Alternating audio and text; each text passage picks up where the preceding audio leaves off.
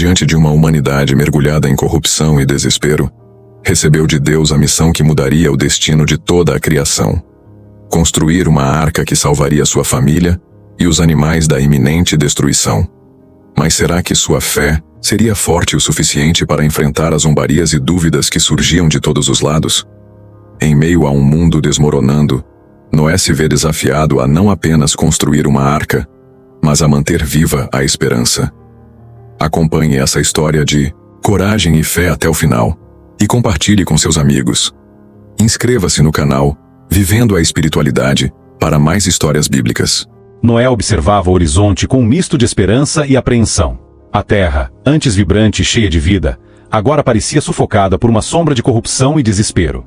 Ele sentia o peso do mundo sobre seus ombros, sabendo que a missão que Deus lhe confiara era mais do que uma simples tarefa, era um chamado à salvação. E viu o Senhor que a maldade do homem se multiplicara sobre a terra.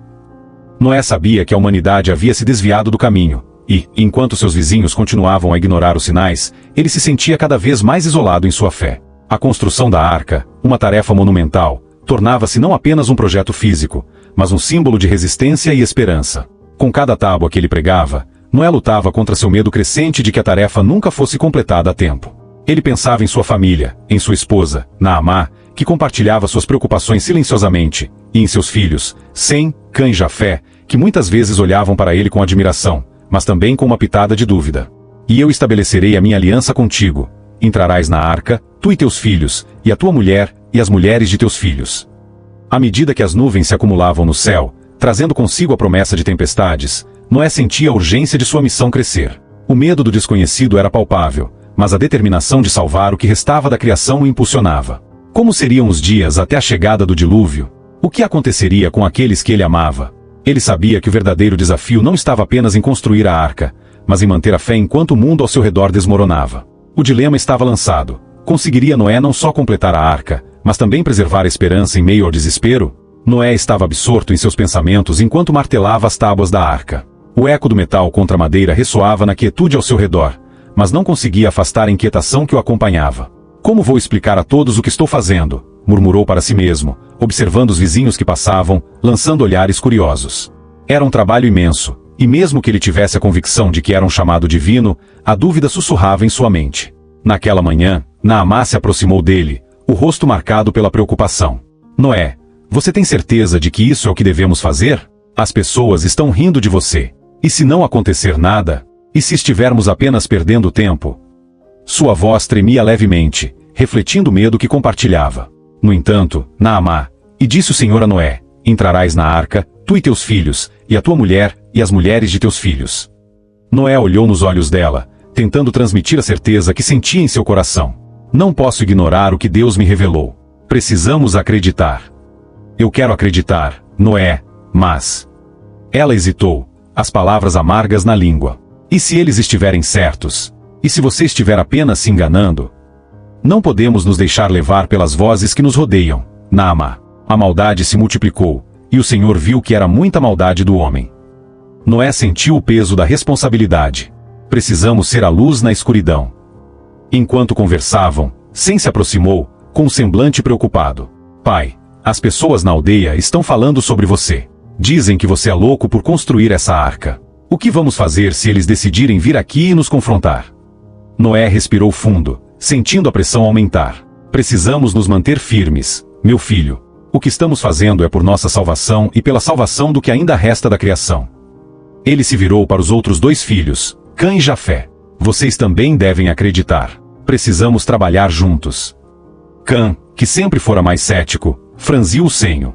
E se tudo isso for em vão? E se as tempestades nunca chegarem? O que faremos então, pai? Sua voz carregava um desafio, e Noé percebeu que a fé de seus filhos estava sendo testada. Mas Noé achou graça aos olhos do Senhor. Respondeu Noé, com firmeza. E se ele nos pediu isso, não podemos falhar. Cada prego que colocamos aqui é um passo para um novo começo. Precisamos ter fé, mesmo quando tudo parece perdido. Naamá olhou para os filhos, percebendo a insegurança em seus rostos. Talvez devêssemos fazer uma pausa. A construção é exaustiva e a pressão está nos afetando, sugeriu, tentando trazer um pouco de calma ao ambiente tenso. Não podemos parar agora, disse Noé, sua voz carregada de determinação. Temos muito que fazer, e o tempo está contra nós. Assim que as palavras deixaram sua boca, um estrondo distante ecoou no horizonte, fazendo com que todos se virassem em alerta. As nuvens pesadas que se acumulavam pareciam mais sombrias, carregando a promessa de um tempo violento. O medo se instalou no coração de Noé, mas ele sabia que não podia vacilar.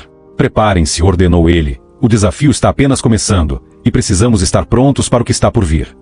Com isso, a tensão cresceu, e a incerteza pairava no ar como um presságio, enquanto o som da tempestade se aproximava, trazendo consigo a sombra do que estava por vir. O som distante do trovão reverberou na mente de Noé, como um chamado sombrio para a realidade que ele sempre soubera que estava por vir.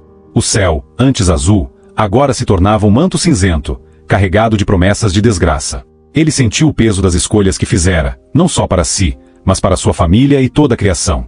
Cada martelada na arca era um lembrete do que estava em jogo. E disse o Senhor: eu farei chover sobre a terra 40 dias e 40 noites, e toda a substância que fiz crerá. Essas palavras ecoavam em sua mente, um lembrete da responsabilidade colossal que carregava. Naamá, ao seu lado, observava as nuvens se acumulando e seu coração se apertava. Noé, se as coisas não acontecerem como você espera, o que será de nós? E se a arca não nos salvar? Sua voz estava repleta de um desespero contido. Ela sabia que a fé deles estava sendo testada, mas a dúvida se infiltrava, como um veneno silencioso. Sem, observando o pânico crescente em sua mãe, tentava manter uma fachada de coragem, mas por dentro, a incerteza o corroía. Pai, e se a cidade vier aqui? O que faremos se eles decidirem nos atacar por causa do que estamos fazendo? A inquietação em sua voz era palpável. A possibilidade de uma confrontação com os vizinhos, que já olhavam para eles com desdém, parecia tão real quanto a tempestade que se aproximava.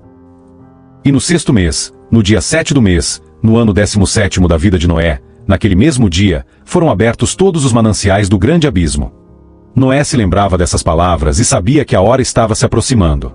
O tempo não estava apenas se esgotando, a pressão também aumentava. A construção da arca, que deveria ser um ato de salvação, agora se tornava um símbolo de resistência diante do desprezo e do ridículo que recebiam da aldeia.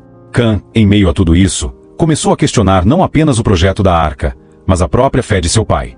Se você está tão certo, por que não vemos sinais? Por que não ouvimos a voz de Deus? As palavras de Cã cortaram o ar tenso como uma faca afiada. A dúvida que antes estava apenas sussurrada agora era uma gritaria que poderia desmoronar a frágil unidade da família. A tensão explodiu quando um grupo de vizinhos se aproximou, rindo e fazendo piadas cruéis sobre o que Noé estava fazendo. Olhem para o louco. Está construindo uma caixa para peixes. Um deles gritou, e as risadas ecoaram, ferindo Noé e sua família. O desprezo dos outros se tornou um peso físico, uma carga que parecia insuportável. Noé sentiu-se isolado em sua fé, a própria arca se transformando em uma barreira entre eles e o mundo que o cercava. Precisamos nos unir agora mais do que nunca, Noé disse, sua voz tremendo de emoção. Não podemos deixar que a dúvida nos vença. Nós somos a luz na escuridão, e a fé é a certeza de coisas que se esperam, a convicção de fatos que se não veem. Mas, mesmo enquanto falava, uma parte dele questionava se conseguiria sustentar essa fé diante das adversidades que se aproximavam. As decisões que tomaram começaram a criar um abismo entre eles e o resto do mundo, e a expectativa do que estava por vir se tornava cada vez mais insustentável, preparando-os para o que poderia ser a confrontação final com a realidade. O trovão ruiu novamente, e a terra tremeu sob os pés de Noé, como se o próprio universo estivesse se preparando para o que estava por vir. Os vizinhos, com seus rostos escarnecedores, aproximaram-se ainda mais, e o riso cruel se transformou em gritos de zombaria. Você realmente acha que essa caixa de madeira vai salvar vocês? Olhem para o que ele construiu. Um deles gritou, e a multidão riu descontroladamente, como se a fé de Noé fosse uma piada ridícula. Dentro de Noé, o desespero se misturava com uma determinação feroz. Ele sabia que não podia permitir que a dúvida prevalecesse. Não se deixem abalar, ele gritou, sua voz ecoando sobre o tumulto. O Senhor nos prometeu que estaria conosco, mesmo nas horas mais sombrias. A lembrança de Gênesis 7:1, quando Deus lhe disse para entrar na arca, ardia em seu coração como um fogo renovador. Venha, Naamá, Sem, Cã. Precisamos nos unir. Naamá, com lágrimas escorrendo pelo rosto, agarrou a mão de Noé. Eu confio em você, mas e se eles não pararem? E se a tempestade chegar antes que estejamos prontos?